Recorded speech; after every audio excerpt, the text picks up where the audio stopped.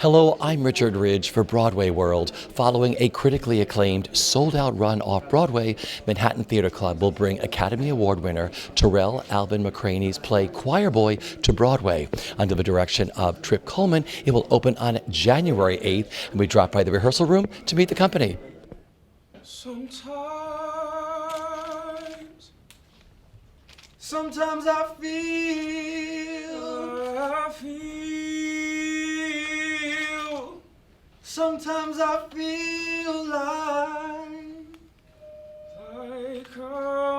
sometimes I feel like a motherless child. Sometimes I feel, sometimes I feel sometimes I feel like a motherless child. Sometimes I feel, sometimes I feel sometimes I feel like a motherless child. A long way from. Sometimes I feel like a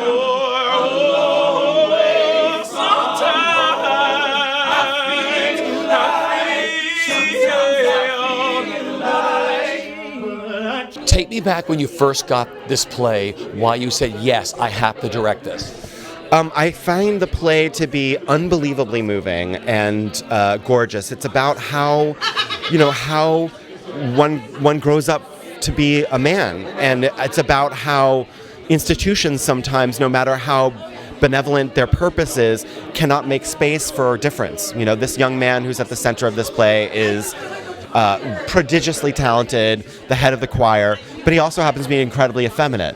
And how can an institution both give him the space to let him express himself fully, and also, not squelch his individuality? I find that to be a very, very compelling story.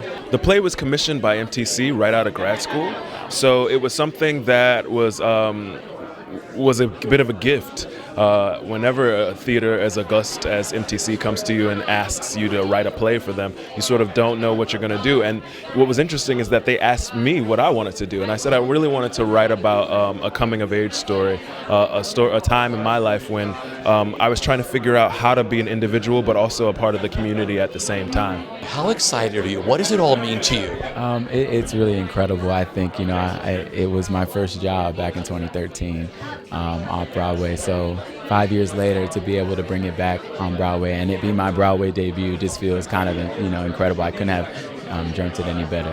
Talk about who you play and what you love about him. What I love about Ferris, Jonathan Young, is he is highly, highly ambitious. But ultimately he wants to be loved and respected, and I think we can all relate to that. I think for me, that felt like my introduction to New York. You don't really know how this business or if this industry is for you or if they're for you or what. Your own insecurities. But I think, just like Ferris, you kind of go through this life and step by step, and you get stronger and stronger. So he's such an incredible young man entering manhood. And I think I had a lot of questions that he asked in the play. What is it to be a man? What is it to be a black man? And we get to kind of explore that. Why did you want to do this play? I like it. It comes down to that, doesn't it? It really does. Yeah. Yeah. I needed a job. No, I love this play. Are you kidding? We did it in their small space a couple of years ago, and I just fell in love with it then. And it's wonderful to come back to it, especially to see Tarell come back to it.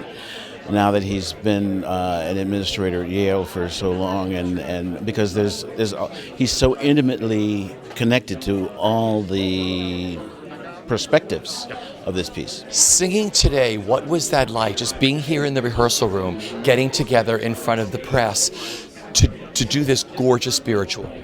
It was really like an out-of-body experience. Just for us to sing together, to feel that energy together is such a beautiful thing, and to share it with you guys was great. I was talking earlier about how these spirituals, written some years ago, some score ago, they really find a more immediate purpose today. You know, how these songs translate. I think everyone listening was really transported to some part of their lives or someone they knew or someone they may miss. And I think the entire show does that with its music. Like, obviously, I admire someone like Tarell, and when I get around people I admire, I get sort of reserved. So I sort of like just cut myself off. But Tarell was like, "Hey, you need to like open up. Like, you don't be afraid to speak to me." So as soon as he said that, I was like, "Okay, cool." And now we're on one accord now, and like I could talk to him about anything. So. That's how it's done. Yeah, that's how it's done. Oh yeah, I was very intimidated. I feel the same way. I get a little like, high. And he was in the room when I auditioned, and I was reading with the reader, and he goes, "Okay, well, I'm going to read with you now." And I was like, I don't know if I want to be here anymore.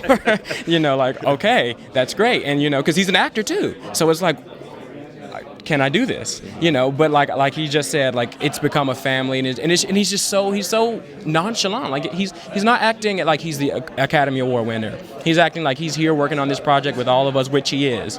And so it's great to like build that community around him, someone so esteemed. You gentlemen are about to make your Broadway debuts. Like, what's going through your mind?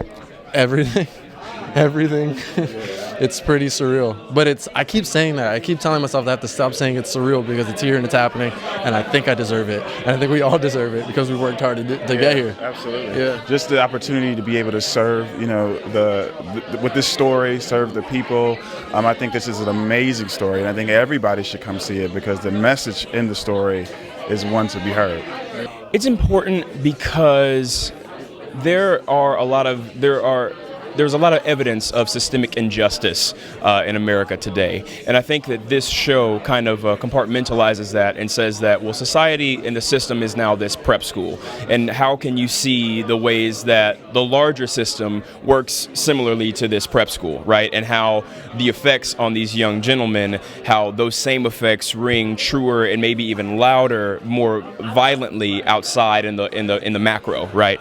So I think it's just so cool to be able to kind of zoom in, look at this story for what it is, and then say, oh yeah, that's kind of like, and then balloon it out to see where the similarities lie.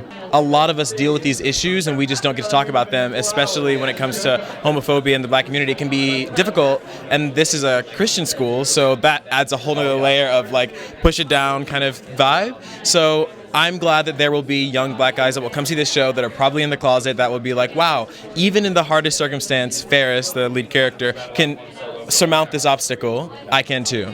I can hear her calling me.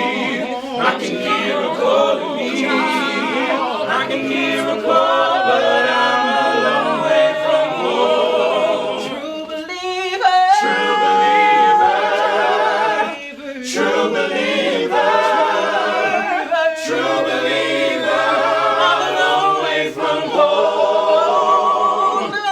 True believer. True